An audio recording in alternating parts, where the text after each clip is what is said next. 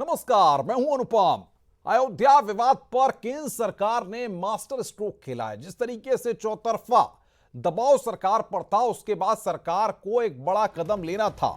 राम जन्मभूमि बाबरी मस्जिद विवाद को लेकर केंद्र की मोदी सरकार ने एक बड़ा कदम यहां पर उठाया है। केंद्र सरकार ने सुप्रीम कोर्ट में याचिका दायर कर कहा है कि अयोध्या में जो विवादित स्थल पर हिंदू पक्षकारों को जमीन दी गई है, उसे राम जन्मभूमि न्यास को सौंप दिया जाए और गैर विवादित जमीन को भारत सरकार को सौंप दिया जाए। आज ही सुप्रीम कोर्ट में इस मसले को लेकर वैसे तो सुनवाई होनी थी, लेकिन जस्टिस बोबड़े के छुट्टी पर जाने की वजह से सुनवाई पहले ही टल गई। मोदी सरकार ने सुप्रीम कोर्ट से कहा है कि अयोध्या में हिंदू पक्षकारों का जो हिस्सा दिया गया है वो राम जन्मभूमि न्यास को दे दिया जाए, जबकि 2.77 एकड़ भूमि का कुछ हिस्सा भारत सरकार को लौटा दिया जाए। यहां पर दो तीन बातें हैं जो काफी महत्वपूर्ण है। पहली बात यह कि अयोध्या में राम जन्मभूमि बाबरी मस्जिद जमीन विवाद के आसपास की करीब 70 एकड़ की जमीन केंद्र सरकार के पास है। इसमें से 2.77 एकड़ की जमीन पर इलाहाबाद हाईकोर्ट ने फैसला सुनाया था। जिस भूमि पर विवाद है वो जमीन 0.313 एकड़ ही है। सरकार का कहना है कि जमीन को छोड़कर बाकी जमीन भारत सरकार को सौंप दी जाए। मोदी सरकार का यहां पर कहना है कि जमीन पर विवाद नहीं है, उसे वापस सौंपा जाए। तो यह मसला काफी पुराना है। सरकार ने यहां पर एक इनिशिएट लिया है, कदम उठाया है, क्योंकि 2010 30 सितंबर की अगर हम बात करें, इलाहाबाद हाईकोर्ट की लखनऊ खंडपीठ ने जब अयोध्या विवाद को लेकर फैसला सुनाया था, justice Sudhir Agarwal, justice SU Khan, justice DV Sharma की बेंच ने अयोध्या में 2.77 एकड़ की विवादित जमीन को तब 3 हिस्सों में बांट दिया था। जिस जमीन पर रामलला विराजमान है उसे हिंदू महासभा, दूसरे हिस्से को निर्मोही अखाड़े और तीसरे हिस्से को सुन्नी वक्फ बोर्ड को दे दिया गया था। जो महत्वपूर्ण बात यहां पर यह है कि एक आवेदन दायर कर राम मंदिर बाबरी मस्जिद की विवादित जमीन का एक हिस्सा राम जन्मभूमि न्यास को अलग कर उसे देने की इजाजत सुप्रीम कोर्ट से यहां पर मांगी है। क्योंकि साल 1993 की अगर हम बात करें, यह दृश्य भी अब आपको दिखा रहे हैं। साल 1993 में केंद्र ने विवादित स्थल के आसपास 67 एकड़ भूमि का अधिग्रहण किया था। सुप्रीम कोर्ट ने 1994 में इस अधिग्रहण को स्वीकार किया और यह आदेश दिया कि यह जमीन केंद्र सरकार के पास बनी रहेगी। यह जमीन तब तक किसी को नहीं दी जाएगी जब तक विवाद पर फैसला नहीं हो जाता। यह बहुत महत्वपूर्ण बात है कि यह कहा कि यह जमीन तब तक किसी को नहीं दी जाएगी जब तक विवाद पर फैसला नहीं हो जाता।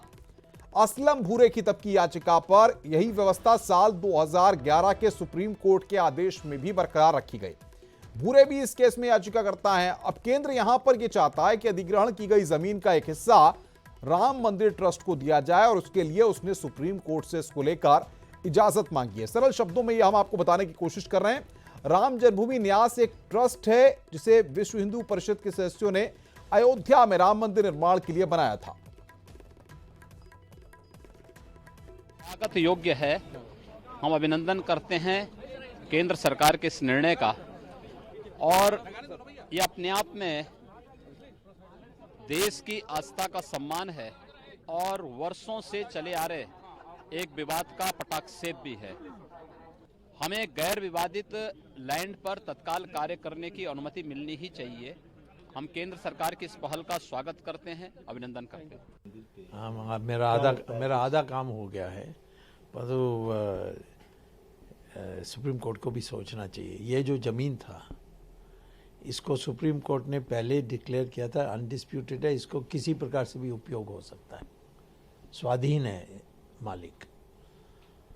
और अधिकांश है राम जन्मभूमि न्यास की और वो विश्व हिंदू परिषद की है, वो है माना जाएगा।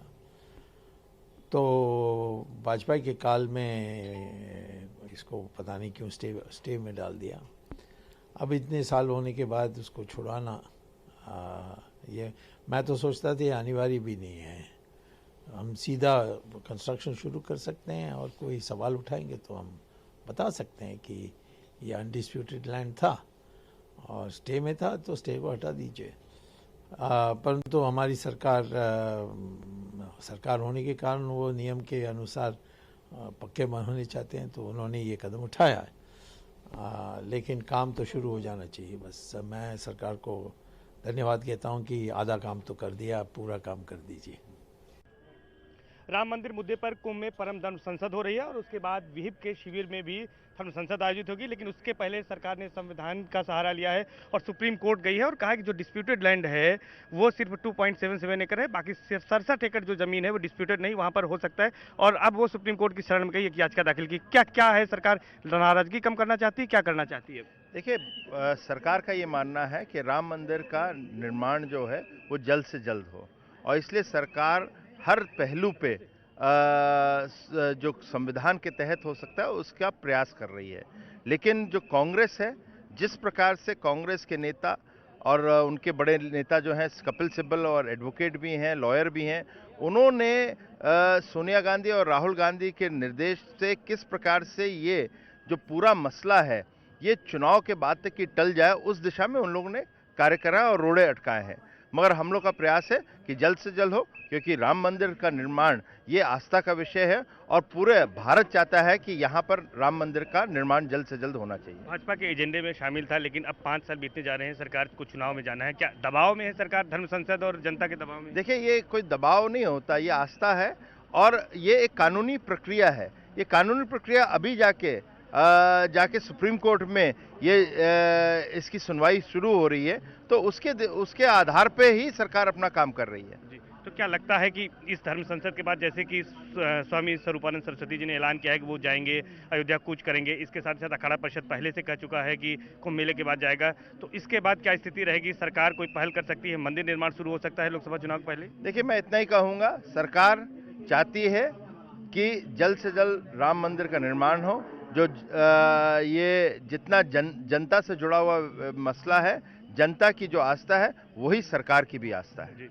साफ तौर पर कहना है स्वास्थ्य मंत्री का और राज्य सरकार के प्रवक्ता सिद्धार्थनाथ जी का कि ये जनता से जुड़ा मुद्दा है, आस्था जुड़ा मुद्दा है और सरकार भी चाहती है कि मंदिर का निर्माण जल्द से जल्द हो। हालांकि सरकार इसके लिए संविधान का सहारा ले रही है और जो संवैधानिक व्यवस्था है उसके तहत ही राम मंदिर का निर्माण करना चाहती है। कैमरा पर्सन दीपक के साथ सर्वेश दुबे, न्यूज 18 प्रयागराज। जो सुप्रीम कोर्ट में अर्जी दाखिल की है, जो डिस्प्यूटेड लैंड से अलग हटकर जो लैंड है उसको वापस किया जाए, जो एक्वायर्ड लैंड है, हम ये समझते हैं कि बहुत अच्छी पहल की है, क्योंकि उस लैंड से कोई डिस्प्यूट नहीं है किसी भी तरह का और डिस्प्यूटेड लैंड बहुत थोड़ी सी है। अगर क्योंकि मंदिर एक भव्य राम मंदिर बनना है और अगर ये जमीन सुप्रीम कोर्ट छोड़ देता है जिस पर बेवजह का स्टे है, तो हम ये समझते हैं कि राम मंदिर का निर्माण फौरन शुरू हो सकता है और जब तक कि वो निर्माण वहां तक आएगा तब तक कि जो डिस्प्यूटेड लैंड है उस पर भी कोई ना कोई फैसला आ जाएगा। ये एक बहुत अच्छी सोच है और बहुत अच्छी पहल है। यह जो केंद्र सरकार अधिग्रहण किया है, तो पूरा अधिकार केंद्र सरकार को है और केंद्र सरकार जो भी चाहे, जिस रूप में चाहे उसकी व्यवस्था कर सकती है और जिसको चाहे उसको दे सकती है, क्योंकि बाकी जितने लोग रहे सबको वह मिल चुका है मुआवजा। ऐसी स्थिति में सरकार यह नहीं समझ में आ रहा कि यह सुप्रीम कोर्ट से उसको मांग कर रही है कि हमको दे दिया जाए, तो यह याचिका किस उद्देश्य से है ये पता नहीं है। लेकिन जो 2.77 एकड़ जमीन जो अधिग्रहण है और 2.77 पॉइंट विवादित है, जहाँ पर रामलला विराजमान है, जब तक इसका निस्तारण नहीं होता तब तक रामलला का मंदिर नहीं बन पाएगा। तो रामलला के लिए यह संभव है कि इसका कोई लाभ नहीं है। अब किस उद्देश्य से सरकार इसको सुप्रीम कोर्ट से मांग रही है, जब 77 एकड़ पॉइंट में सुप्रीम कोर्ट का स्थगन आदेश है, वह स्थगन आदेश हट जाएगा, उसके बाद में कोई दूसरी योजना सरकार की होगी। लेकिन मैं समझता हूं कि जब तक 2.77 पॉइंट की व्यवस्था सुदृढ़ नहीं होती और रामलला के पक्ष में नहीं होता, इसका स्थगन आदेश नहीं हटता, तब तक के लिए यह कोई भी रामलला के लिए लाभ नहीं है। मस्जिद को छोड़ करके जो जमीनों की मांग की जा रही है उस पर हमें कोई इतराज नहीं है। सरकार के कब्जे में पहले से भी है, सरकार किसको दे रही है किसको नहीं दे रही है ये कोर्ट जाने, और हमें कोई इतराज नहीं। जब 3 भाग में बंटवारा हुआ था तो निर्मोही अखाड़ा सबसे पहले सुप्रीम कोर्ट गया था, फिर सिंधु परिषद गया, सुन्नी जो है मुस्लिम मसला बोर्ड गया। आज उस पर लोग नहीं माने, उसका मसला आज भी सुप्रीम कोर्ट में लंबित है, चल रहा है। कल आज इसकी तारीख भी पड़ी थी लेकिन आज एक रीट दाखिल कर दी गई है कि वो ज़मीनें वापस कर दी जाए। केंद्र गवर्नमेंट ने जो है वो ज़मीन वापस करने की बात कह रही है कि ये ज़मीन इस हिंदू परिषद को दी जाए, किसको जो है किसी को भी दे। बाकी ज़मीनें पर हमारा कोई झगड़ा नहीं है, सरकार चाहे जो काम चाहे कर सकती है, हमें कोई इतराज़ नहीं है। तो राम जन्मभूमि न्यास की ज़मीन कहाँ है, कितनी है, अभी ये सब चीज़ें आना है, आएंगी। अगर आती हैं तो पहले तो हम इसी में एतराज़ करेंगे कि गवर्नमेंट कौन होती है इसको करने वाली, कहने वाली।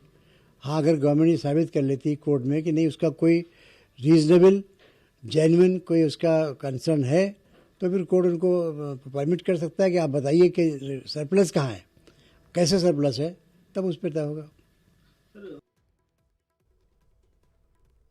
तो पेच अभी कई हैं, जैसा कि हम सुन रहे हैं। तमाम जो रिएक्शंस हमारे पास आ रहे हैं उसमें 2-3 बातें बड़ी महत्वपूर्ण है। अगर हम थोड़ा सा पीछे जाएं और 1993-1994 की बात को देखें तो सुप्रीम कोर्ट ने इस जमीन पर स्टे लगाया था।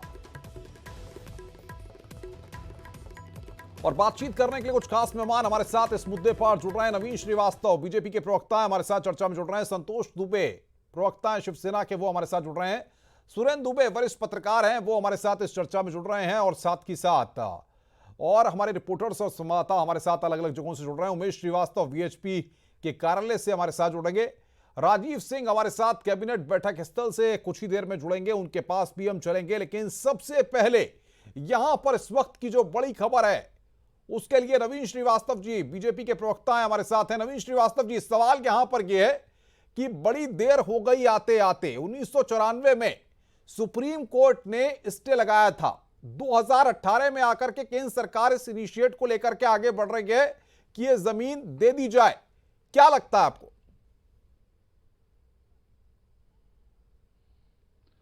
देखिए अनुपम जी, माननीय सर्वोच्च न्यायालय में अयोध्या का मसला पिछले कई वर्षों से लंबित था और हम सब लोग संविधान को सर्वोच्च मानकर यही उम्मीद कर रहे थे कि इस पर शीघ्र फैसला आएगा।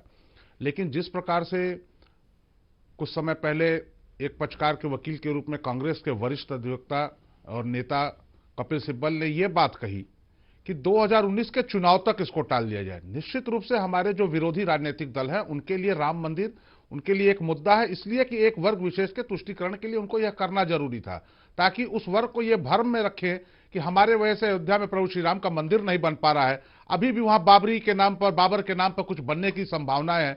भारतीय जनता पार्टी यह एक आस्था का विषय करोड़ों राम भक्तों के साथ इस नाते थी। हम यह उम्मीद कर रहे थे कि सर्वोच्च न्यायालय में शीघ्र फैसला आए और अयोध्या में प्रभु राम का मंदिर बने।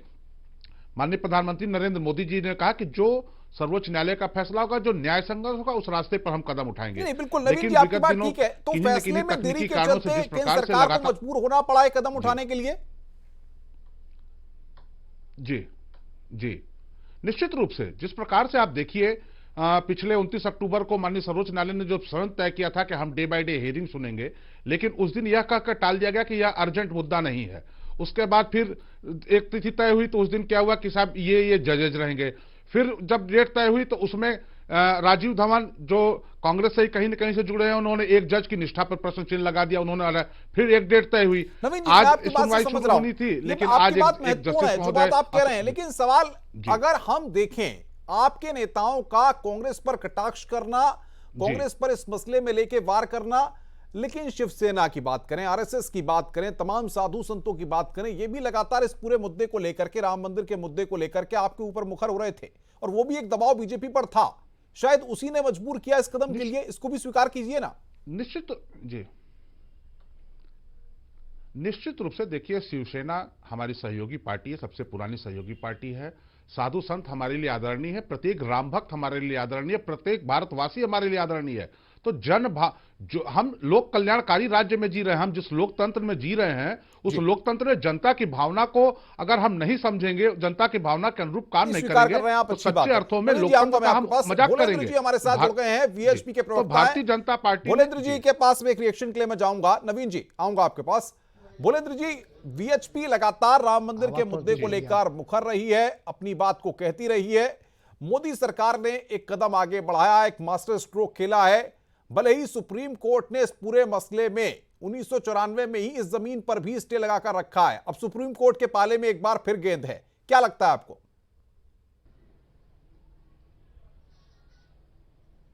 हेलो जी भोलेंद्र जी बोलिए।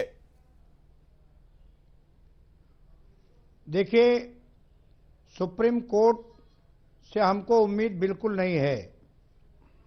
सुप्रीम कोर्ट से अगर उम्मीद होती तो वर्तमान के जो चीफ जस्टिस है वह चीफ जस्टिस प्रेस कॉन्फ्रेंस कर यह नहीं कहते कि लोकतंत्र खतरे में है।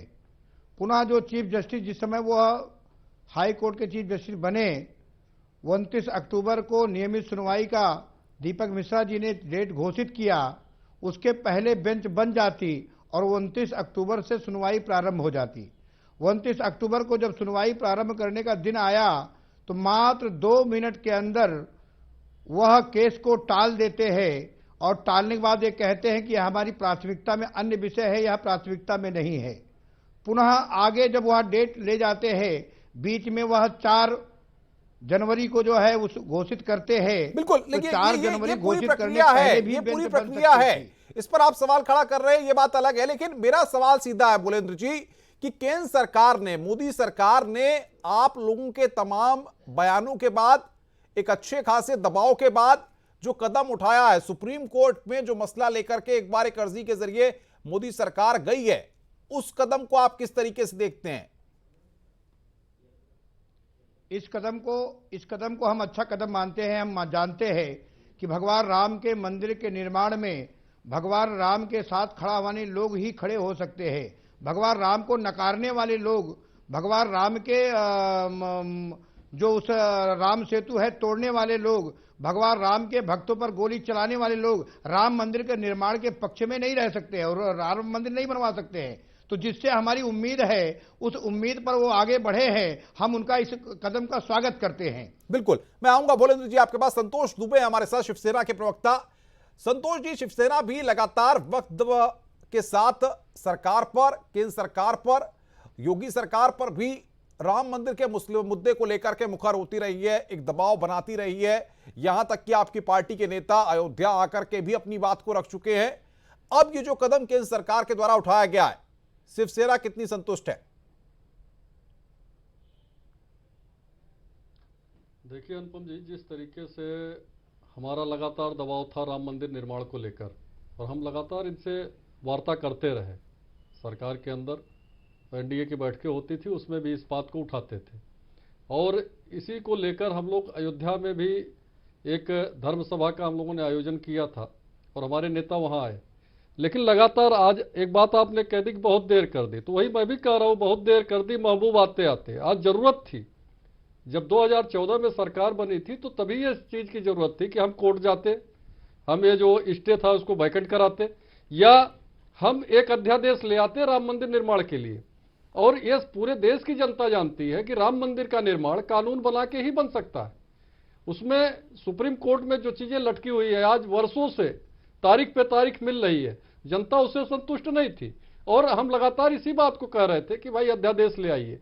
ठीक है, एक कदम आप आगे चले, हम इसका स्वागत करते हैं, लेकिन आज भी ये चुनाव के समय का समय है और उस समय आप एक कदम चल रहे हो तो कहीं ना कहीं आपकी नीयत पे भी जो है अंगुली उठ रही है। जवाब दीजिए, आज अगर यही काम करना था तो आपको 2014 में जब सरकार बनी थी उसी समय जो है इस चीज का जो है निर्णय ले लेना चाहिए था, एक अध्यादेश लाना चाहिए था। आज शायद ये सरकार के कार्यकाल को खत्म होते होते शायद हम राम जन्मभूमि का दर्शन कर पाते और भव्य राम मंदिर का निर्माण का सपना हम देख लेते। ये ऐसा निर्माण हो जाता मंदिर का कि शायद हम वहां पूजा करते और 2019 संतोष जी रुकिए, एक रिएक्शन नवीन जी का। नवीन जी बोलिए। करने के बाद करते, लेकिन ऐसा नहीं हुआ अनुपम जी। देखिए अनुपम जी, निश्चित रूप से राम भक्त होने के नाते, किसी राजनीतिक दल के पदाधिकारी होने के नाते सबको अपनी इच्छा व्यक्त करने की स्वतंत्रता है, लेकिन सरकार की भी अपनी प्रतिबद्धताएं होती हैं। हम इस दिशा में काम कर रहे थे कि माननीय सर्वोच्च न्यायालय में विभिन्न प्रकार की जो अड़चनें थी उनको दूर होने के बाद सर्वोच्च न्यायालय से 29 अक्टूबर से सुनवाई होगी और शीघ्र इस पर फैसला आएगा और प्रभु राम का भव्य मंदिर अयोध्या में बनेगा। मैंने पहले भी कहा कि टाइमिंग पर प्रश्न वह लोग उठाते हैं जो इस मुद्दे को आस्था करना मान के राजनीतिक लाभ लेने के लिए करते हैं, चाहे वह कोई दल हो। भारतीय जनता पार्टी करोड़ों लोगों की आस्था के प्रतीक अयोध्या प्रभु श्री राम मंदिर से एक राष्ट्रवादी सोच वाली पार्टी होने के नाते संबद्धता रखती है।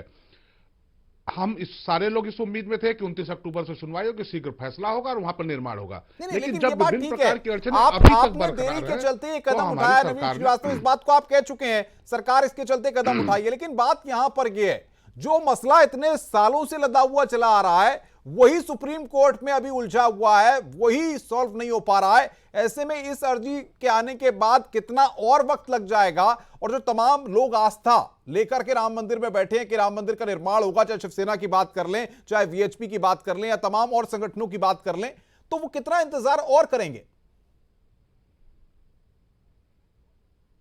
देखिए अनुपम जी, मैं बताना चाहता हूं, हमारे यशस्वी प्रधानमंत्री माननीय नरेंद्र मोदी जी ने अपने 4.5 साल के कार्यकाल में, आप देखिए, देश को आर्थिक महाशक्ति बनाने के लिए जिस प्रकार से नोटबंदी जैसी सर्जिकल स्ट्राइक की, देश को सामरिक महाशक्ति बनाने के लिए जिस प्रकार पाकिस्तान के खिलाफ सर्जिकल स्ट्राइक की, तो देश की सांस्कृतिक उन्नति के लिए भी वह कब कठोर फैसला लेंगे, सर्जिकल स्ट्राइक लेंगे, यह हम चैनल पर बैठकर डिबेट नहीं कर सकते हैं। लेकिन मैं एक बात बताना चाहता हूं आपके चैनल के माध्यम से कि भारतीय जनता पार्टी के 1990 के राम मंदिर आंदोलन में जो माननीय आडवाणी जी के नेतृत्व था, उसके सारथी रहे नरेंद्र मोदी जी की आस्था, नियत और देश के प्रति, समाज के प्रति कमिटमेंट पर प्रश्न चिन्ह नहीं लगाना चाहिए। भारतीय जनता पार्टी जो काम करती है वह देश के समग्र विकास के लिए, आपके अपने ही लगा रहे हैं। नवीन श्रीवास्तव, इसको गौर कीजिए, आपके अपने ही आप पर सवाल खड़ा कर रहे हैं जी।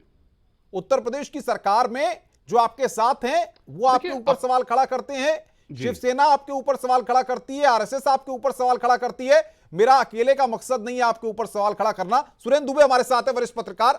सुरेंद्र जी, वो जो जमीन है, मैं आता हूं आपके पास, आ रहा हूं नवीन जी, एक सुरेंद्र जी का रिएक्शन ले लूं। सुरेंद्र दुबे जी, वरिष्ठ पत्रकार हैं आप, सालों से इस मसले को आपने देखा है, एबीसीडी और तमाम बारीकियां आप समझते भी हैं। सवाल यहां पर यह 1993-94 में जो ये पूरी जमीन है इस पर स्टे लगा हुआ है, सुप्रीम कोर्ट ने स्टे लगा रखा है और यह कहा है जब तक ये विवाद न सुलझ जाए तब तक की ये जमीन किसी को नहीं दी जा सकती। अब केंद्र सरकार ने ये जो अर्जी दायर की है, ये जो पहल की है, जो मास्टर स्ट्रोक किया है, क्या लगता है आपको कहां तक जाएगा, कितने लंबे वक्त तक जाएगा? क्या इसके दूरगामी परिणाम राम मंदिर बनने के पक्ष में हो सकते हैं? क्या तस्वीर उभर सकती है? देखिए, आपने कहा मास्टर स्ट्रोक है, मेरा मानना है कोई मास्टर स्ट्रोक नहीं है। आप दोनों चीजों को मिलाकर देखें जी। एक सुप्रीम कोर्ट में अर्जी देना, दूसरे प्रयागराज में जो कुंभ के एक धर्म संसद, सुरेंद्र जी आप माने या ना माने, लेकिन एक बात मैं रोककर कह दूं, जो लोग लगातार केंद्र सरकार पर दबाव बना रहे थे, जो लोग राम मंदिर में आस्था रखे हुए थे, केंद्र सरकार ने उनको एक मैसेज देने के लिए मास्टर स्ट्रोक खेला है, इसको आपको स्वीकार करना होगा। चलिए मान लिया आपकी बात मास्टर स्ट्रोक, लेकिन होगा क्या? देखिए, जब सुप्रीम कोर्ट में केंद्र सरकार ने अर्जी दी कि इस 67 एकड़ जमीन को हमें 2.77 माइनस करके हमें वापस कर दिया जाए, इसको न्यास को देंगे। उसमें दिक्कत क्या है कि देखिए, जो विवाद है पूरी जमीन पर है और जो झगड़ा है वो रामलला विराजमान जहां उस जमीन का मुख्य है और उसमें 3 पैरोकार हैं जो इसी 67 एकड़ में आते हैं। तो सुप्रीम कोर्ट कोई एक तरफा निर्णय नहीं दे देगा। अभी तो रिट दाखिल हुई है, लिस्ट होगा, संबंधित पार्टीज को नोटिस जाएगी, नहीं जाएगी तो उसके पहले संबंधित पार्टीज खुद सुप्रीम कोर्ट पहुंच जाएंगी कि हमारा ही पक्ष सुना जाए। तो एक नई लीगल बैटल शुरू होगी और ये इतनी आसानी से इस पर कोई निर्णय नहीं आएगा या नहीं आएगा पता नहीं। लेकिन एक फायदा इससे जरूर हो सकता है कि जो संत नाराज हैं और धमकी दे रहे हैं कि हम यहां से अयोध्या कूच का निर्णय करेंगे, अगर ऐसा कोई निर्णय होता तो सरकार के लिए असहज स्थिति होगी, लॉ एंड ऑर्डर की प्रॉब्लम पैदा हो सकती। तो हो सकता सरकार इस कदम से उन संतों को उस एक्सट्रीम तक जाने के कदम को रोक ले, लेकिन इससे कोई मामला हल होगा मुझे फिलहाल तो नहीं समझ आता। जी, शायद तब तक लोकसभा का चुनाव भी हो जाएगा अगर इतना ही ये पूरी प्रक्रिया लंबे वक्त तक चली। जी, वो फिर नए ढंग से चलेगा मामला। जी, अभी मैं आऊंगा सुरेंद्र जी और तमाम पहलुओं को समझेंगे। तो इस पूरे मसले में पेच कई हैं जिनको समझेंगे, चुनौतियां जाहिर तौर पर आने वाले वक्त में और इस पे आएंगी, क्योंकि अभी दूसरे पक्ष की बात को भी सुना जाना है। सुप्रीम कोर्ट इस पूरे मसले को, इस अर्जी को देखने के बाद और क्या कुछ देखेगी, क्योंकि सुप्रीम कोर्ट ने 1994 में उसी जमीन पर स्टे लगा रखा है।